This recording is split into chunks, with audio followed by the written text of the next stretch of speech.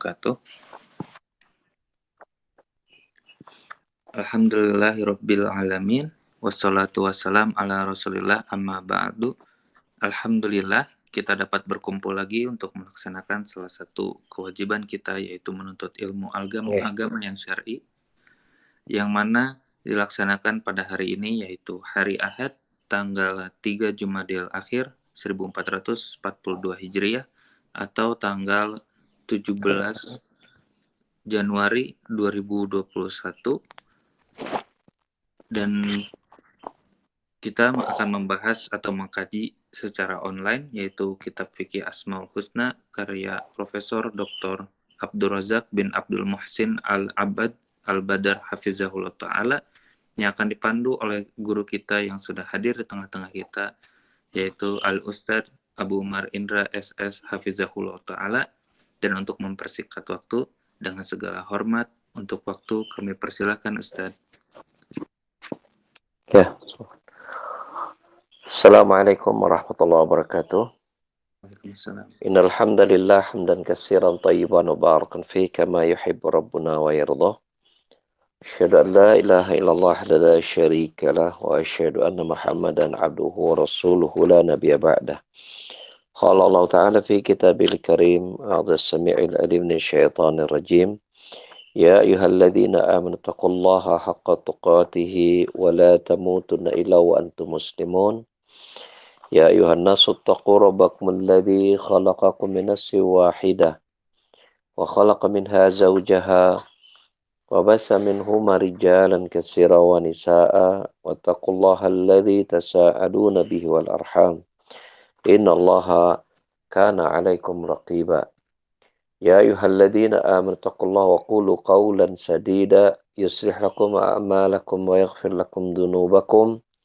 وَمَا يُطِعِ اللَّهَ وَرَسُولَهُ فَقَدْ فَازَ فَوْزًا عَظِيمًا أَمَّا بَعْدُ فَإِنَّ أَصْدَقَ الْحَدِيثِ كِتَابُ اللَّهِ وَخَيْرَ الْهُدَى هُدَى محمد صلى الله عليه وسلم وشر الأمور محدثاتها وكل محدثة بدعة وكل بدعة ضلالة وكل ضلالة في النار. Ikhwas sekalian, semoga Allah Subhanahu wa taala rahmati kita semua. Pada kesempatan kajian rutin kita di Ahad pagi ini, kita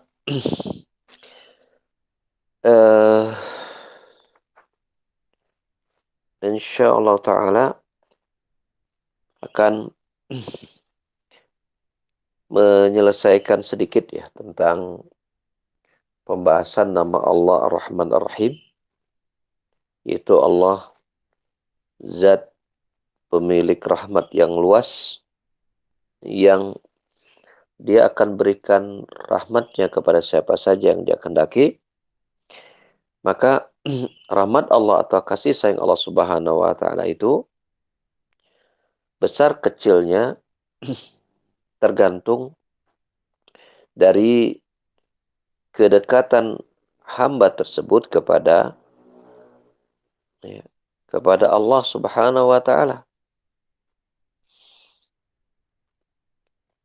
Hal ini sangat jelas Allah Subhanahu wa taala sebutkan di dalam surat Al-A'raf ayat 56.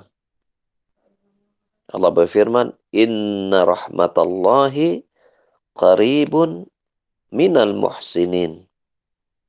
Sesungguhnya rahmat Allah itu amat dekat kepada orang-orang yang berbuat baik, berbuat ihsan.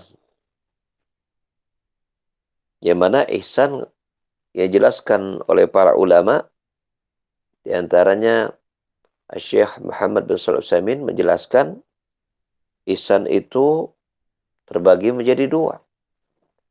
Yang pertama, ihsan kepada Allah. Yang kedua, ihsan kepada makhluk, kepada sesama manusia. Bagaimana bentuk ihsan kepada Allah? Maka itu sebagaimana Rasulullah Sallallahu Alaihi Wasallam bersabda ketika ditanya tentang ihsan oleh malaikat Jibril yang datang kepada beliau waktu itu dalam wujud manusia, maka Rasul berjawab dengan jawaban, An ta'budallaha ka'annaka tarahu fa in lam takun tarahu fa innahu yarak. Yaitu engkau beribadah kepada Allah seolah-olah engkau melihat Allah. Jika engkau tidak melihat Allah, maka pasti Allah yang melihatmu. Maka ini menunjukkan bahwasanya ihsan kepada Allah yaitu beribadah kepada Allah dengan hati yang hadir bahwa dia sedang berada di hadapan Allah langsung atau dia merasa Allah mengawasinya sangat dekat. Ini bentuk kualitas ibadah seseorang yang sangat tinggi. Yaitu ketika dia beribadah, tidak ada yang hadir di dalam hati dan pikirannya kecuali Allah saja. Tidak ada selain Allah dan tidak ada kepentingan-kepentingan dirinya kepada manusia dan dunia. Harapannya hanya kepada Allah semata dan tidak kepada selainnya. Kemudian bentuk ihsan yang kedua adalah al-ihsanu lil khalqi, yaitu berbuat ihsan kepada makhluk, kepada sesama. Ya, kepada sesama. Ya, tutulung kanu butuh, tatalang kanu susah, begitu ya. Meremawe ka manusia, begitu ya. Yaitu saling membantu kepada manusia. Ya, menolong orang yang membutuhkan, ya, meringankan beban mereka. Dan sebesar apa pertolongan Allah kepada seseorang hamba, maka itu tergantung seberapa besar dia meringankan kesulitan saudaranya. Dalam hadis yang sahih riwayat Muslim, Rasulullah Shallallahu Alaihi Wasallam bersabda, "Wallahu fi aunil abdi, maka al abdu fi auni akhihi." Allah senantiasa menolong hambanya selama hamba tersebut menolong saudaranya. Ini menunjukkan bahwasanya semakin banyak pertolongan yang diberikan seorang hamba kepada saudaranya, maka semakin besar pula pertolongan Allah kepada dirinya. Dalam hal apakah? Dalam hal yang berkaitan dengan kesulitan dunia dan juga dalam hal kesulitan di dalam urusan akhirat. Sebagaimana Rasulullah Sallallahu Alaihi Wasallam juga bersabda dalam hadis riwayat Muslim, "Man nafasal mu'minan nafasallahu, ya. Man nafasa mu'minan nafasallahu yaumal qiyamah. Man farajal kurbatan farajallahu kurbatan, ya, yaumal akhir." Atau kama kata Rasulullah SAW. Barang siapa yang memudahkan urusan seorang mukmin, maka Allah akan mudahkan urusannya pada hari kiamat. Barang siapa yang melapangkan kesulitan seorang mukmin, maka Allah akan melapangkan kesulitannya di hari kiamat. Maka di situ seorang hamba yang kemudian memberikan perhatian besar kepada saudaranya, maka besar pula perhatian Allah kepada dirinya. Bukan saja ya Allah menghilangkan kesulitan-kesulitannya di dunia, bahkan Allah Subhanahu wa taala akan menghilangkan kesulitannya di hari kiamat. Nah, ini semua merupakan bentuk kasih sayang Allah Subhanahu wa taala kepada hamba-hamba tadi. Oleh karena itulah Rasulullah Allah Subhanahu wa taala menyatakan, "Inna rahmatullah qaribun minal muhsinin." Sesungguhnya rahmat Allah itu amat dekat kepada hamba-hambanya yang berbuat ihsan, yang membaguskan ibadahnya kepada Allah dan membaguskan hubungannya kepada sesama manusia. Ya, yang kita kenal dengan husnul khuluq, akhlakul karimah, yaitu berakhlak mulia, berakhlak baik. Dia menjadi manusia yang menyenangkan. Dia menjadi manusia yang memberikan banyak manfaat. Khairun nas anfa'un linnas, kata Nabi SAW. Sebaik-baik kalian adalah yang paling baik kepada, yang paling banyak memberikan manfaat kepada manusia yang lain. Oleh karena itu, ya, ini adalah dalil yang membawa kita untuk meningkatkan ketaatan kita kepada Allah. Baik kita berbuat ibadah secara khusyuk, ikhlas, merasa Allah mengawasi, maupun ibadah kita berkaitan dengan perbuatan-perbuatan baik kita kepada orang lain, ya, kepada selain diri kita, ya, baik kepada kedua orang tua, kepada pasangan, kepada anak, kepada sanak famili, tetangga, teman-teman, pokoknya kepada seluruh manusia, baik yang kita kenal maupun kepada yang tidak.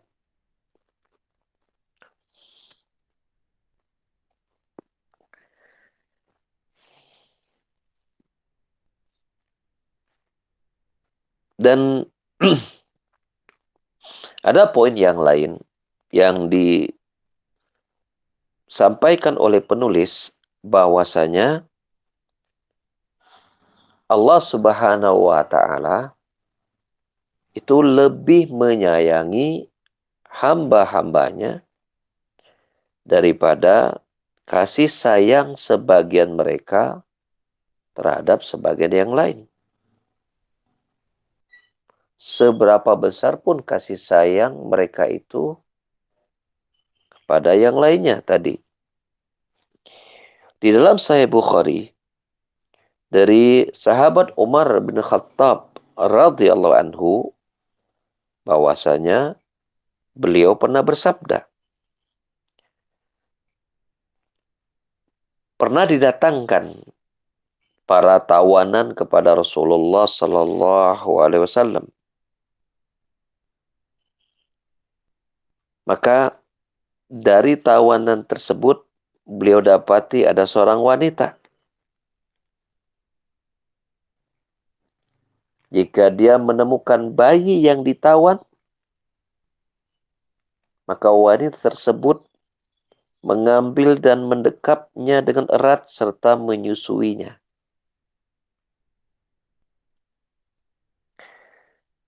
Lalu Rasulullah sallallahu alaihi wasallam berkata kepada kami, kata Umar bin Khattab, yaitu kepada para sahabat yang menyaksikan, ya, wanita yang mendekap anaknya tadi. Dan perkataan beliau, apakah menurut kalian, mungkinkah wanita tersebut akan melemparkan anaknya ke dalam api? Tentulah para sahabat menjawab, la, tidak. Demi Allah, dia tidak akan mungkin melemparkan anaknya ke dalam api. Mana ada seorang ibu yang akan tega berbuat demikian, kan begitu ya? Kita mengetahui bahwasanya tidak ada kasih sayang manusia kepada yang lain yang paling tinggi mengalahkan kasih sayang seorang ibu kepada anaknya. Ya. Makanya Rasulullah SAW ketika ada seseorang yang bertanya kepada beliau, siapa manusia yang paling memiliki hak yang paling besar untuk kemudian aku pergauli dengan baik, maka beliau mengatakan ibumu, ibumu, ibumu 3 kali. Baru yang keempatnya summa abuk, kemudian bapakmu.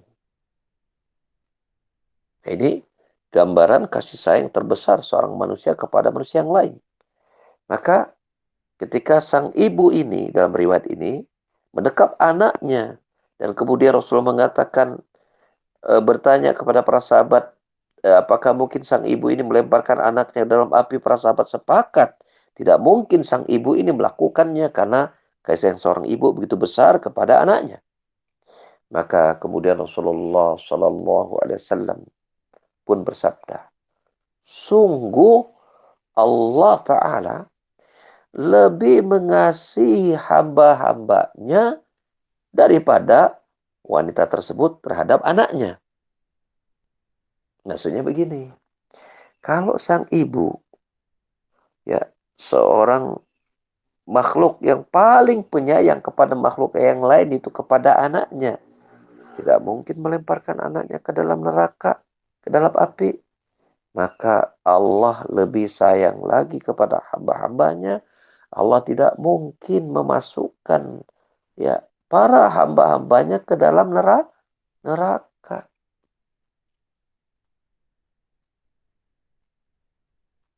Apa yang Allah lakukan? Allah utus para nabi dan rasul. Allah turunkan kitab. Allah berikan petunjuk. Allah ingatkan mereka tentang musuh mereka. Baik yang ada dalam diri mereka berupa hawa-hawa nafsu. Ataupun musuh mereka yang ada di luar diri mereka berupa syaitan. Yang selalu mengajak dan menyuruh mereka ke dalam neraka. Adapun Allah menyeru manusia, mengajak mereka agar masuk ke dalam surga. Itu tanda kasih sayang Allah Subhanahu wa taala kepada mereka. Allah sangat sayang kepada manusia. Makanya Allah berikan petunjuk, bimbingan, ya, panduan agar mereka masuk ke dalam surga. Ya. Rasulullah sallallahu alaihi wasallam menjelaskan bahwa penjelasan beliau tentang agama ini begitu sangat-sangat sempurna dan sangat detail. Baik yang mendekatkan mereka ke dalam surga, kepada surga, atau perkara yang membuat mereka jauh dari neraka. Dalam hadis riwayat At-Tabrani, Rasulullah sallallahu alaihi wasallam bersabda, "Ma baqiya syai'un yuqarribuka ilal jannah wa yuba'idukum minan nar illa waqad buyyina lakum." Tidak ada satu perkara pun yang tersisa dari agama ini. Ya, tidak ada satu perkara pun yang ada, ya, perkara yang dapat mendekatkan diri kalian ke dalam surga kecuali semuanya telah dijelaskan kepada kalian. Sebaliknya, tidak ada satu perkara pun yang dapat menjauhkan kalian dari neraka kecuali semuanya juga telah dijelaskan kepada kalian. Lihatlah bagaimana sayangnya Allah Subhanahu wa taala kepada hamba-hambanya. Allah utus Rasul, Allah turunkan Al-Quran yang dalam keduanya dapat berisi petunjuk akan, ya, jalan-jalan yang menghantarkan mereka ke dalam surga dan menjauhkan mereka dari neraka. Lihatlah bentuk kasih sayang Allah Subhanahu wa taala kepada manusia, pada manusia.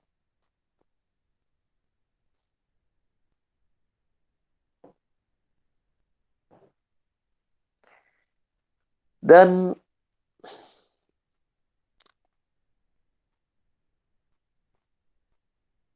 tidak ada, ya, yang paling penyayang kepada manusia yang lain yang menandingi kasih sayang seorang ibu kepada anaknya.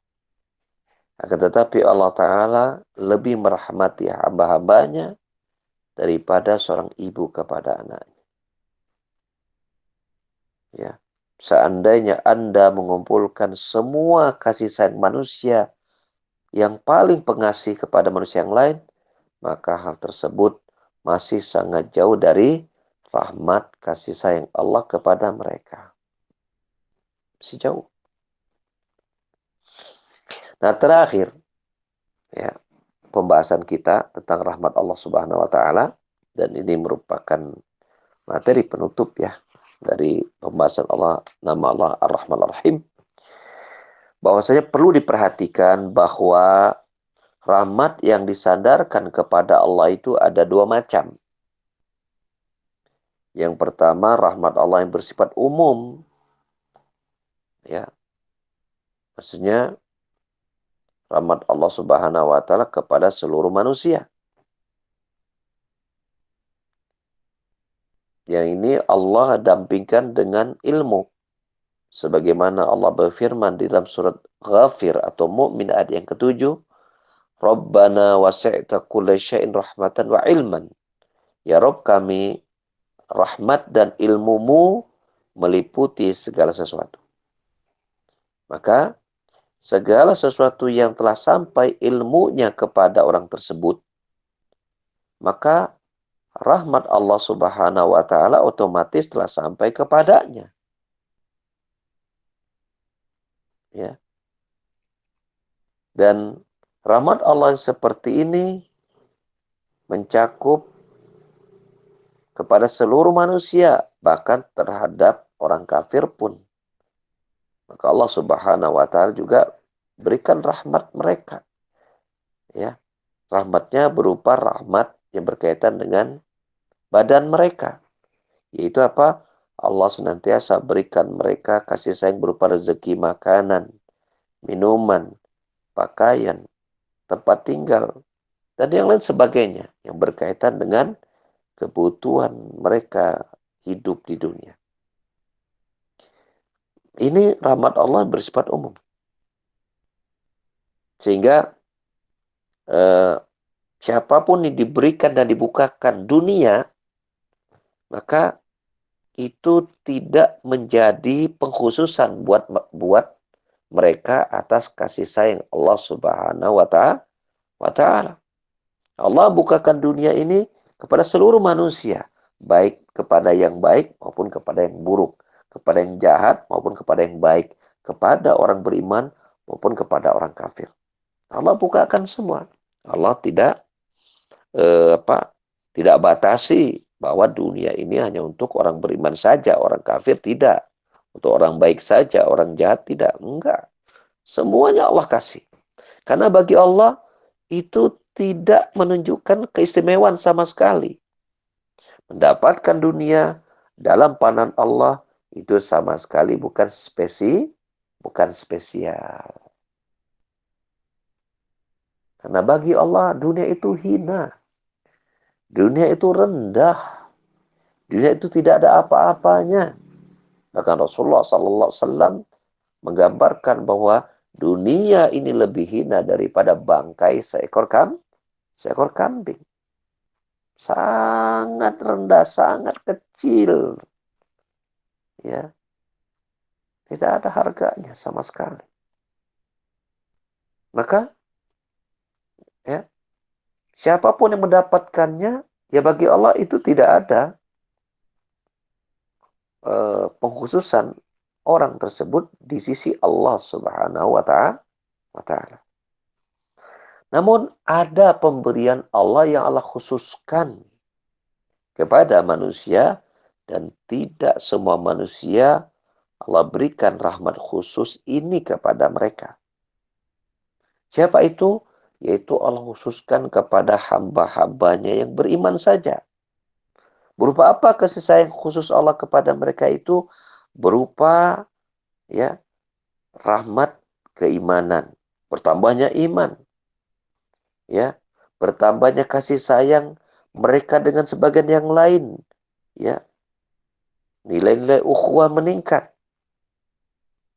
Allah berikan mereka taufik hingga mereka bisa taat.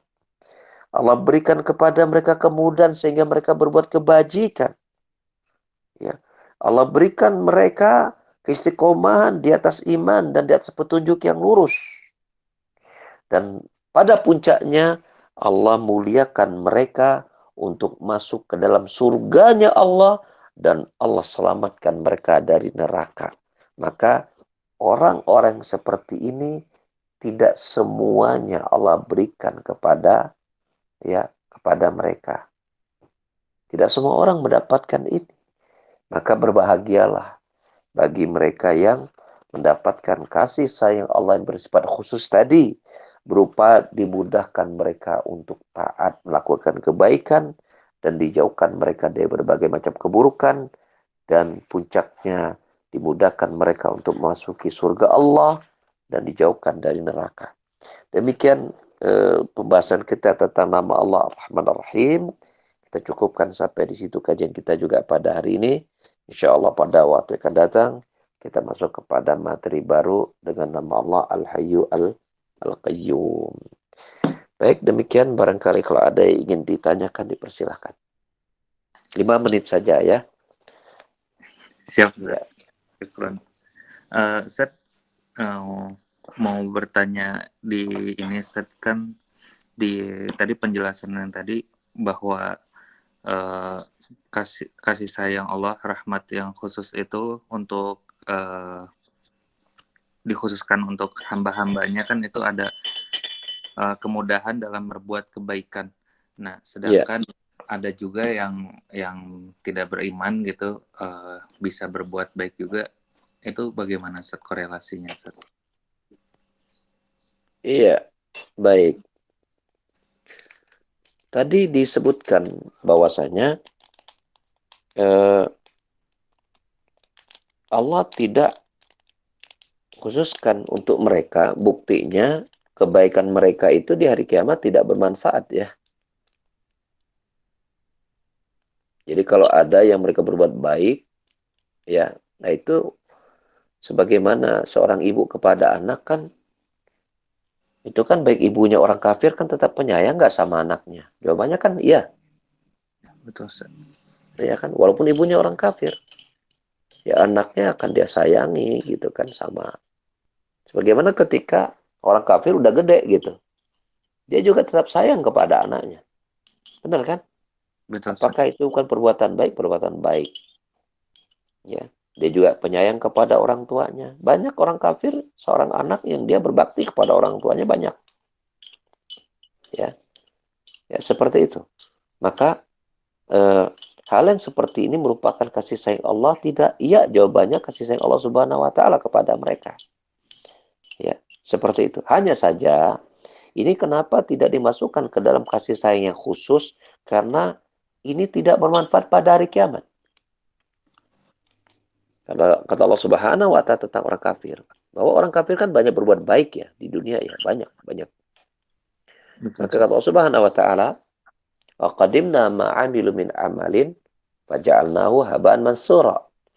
Maka kebaikan-kebaikan mereka itu kami datangkan di hari kiamat. Tapi kemudian di hadapan mereka langsung Allah jadikan kebaikan tersebut ya seperti debu yang berterbangan. Ya. Bagaimana perasaan mereka pada hari itu? Mereka berharap ketika mereka melihat kebaikan-kebaikan mereka Allah tampakkan buahnya, maka mereka telah bergembira bahwa mereka akan masuk neraka, masuk surga.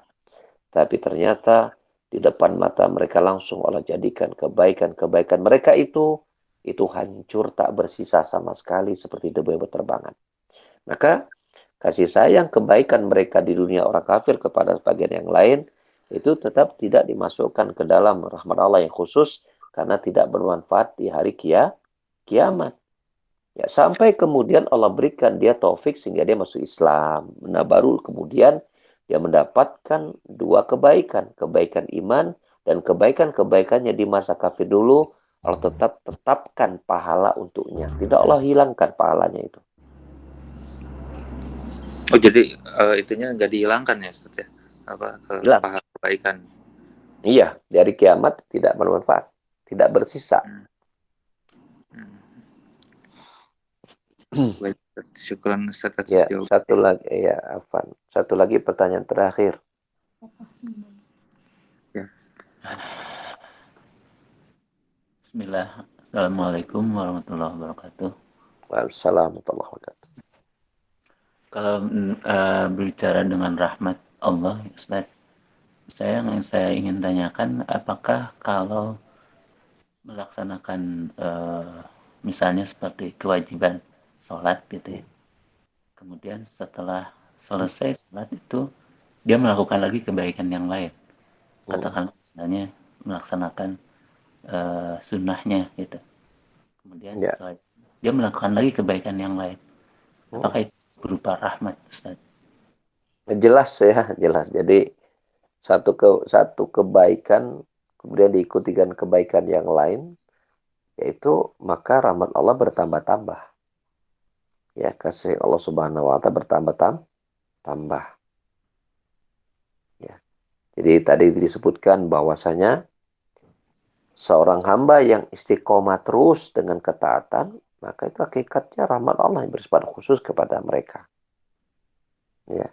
Bertambahnya satu ketaatan dengan ketaatan yang lain, itu merupakan rahmat yang khusus yang Allah berikan kepada mereka.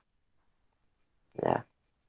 Maka oleh karena itu, kita dapati Rasulullah Sallallahu Alaihi Wasallam mengajarkan kepada kita untuk berdoa pada zikir pagi dan petang dengan meminta rahmat Allah, gitu kan?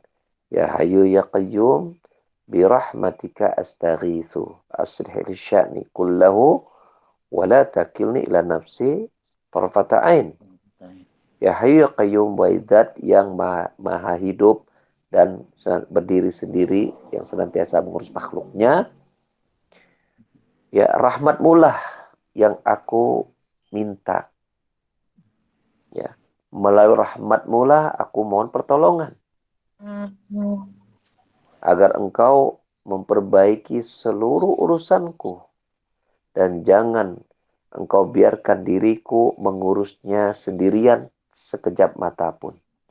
Jangan engkau biarkan, ya Allah. Nah, ini kan Rasulullah SAW mengajarkan kepada kita untuk menetapi doa-doa kita agar Allah Subhanahu wa Ta'ala senantiasa merahmati kita, baik dalam bentuk Allah mengistiqomahkan kita di atas kebaikan dan ketaatan, maupun Allah menambahkan kita dari satu kebaikan dengan kebaikan yang lain, dari satu ketaatan dengan ketaatan yang lain. Semoga Allah Subhanahu wa Ta'ala mengabulkan semua doa-doa kita dan memberikan kepada kita janji-janjinya berupa kenikmatan di dunia dan kebahagiaan di akhirat, dan semoga Allah mengumpulkan kita bersama ya di surganya. Amin Allahumma amin. Subhanakallah bihamdika asyhadu an la ilaha illa anta astaghfiruka wa atubu ilaik. Wa akhiru da'wana alhamdulillahirabbil alamin. Wassalamualaikum warahmatullahi wabarakatuh. Waalaikumsalam warahmatullahi wabarakatuh. Syukran Ustaz. Waalaikumsalam warahmatullahi wabarakatuh. Alhamdulillah sudah beres kajian kita.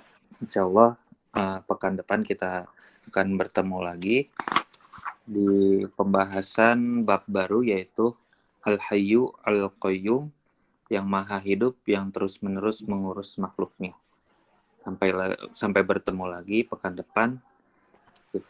Kami tutup dengan subhanakallahumma wa bihamdik asyhadu an la ilaha illa anta astaghfiruka wa atubu ilaik. Assalamualaikum warahmatullahi wabarakatuh. Mangga sekarang kalau mau ngobrol-ngobrol dipersilahkan.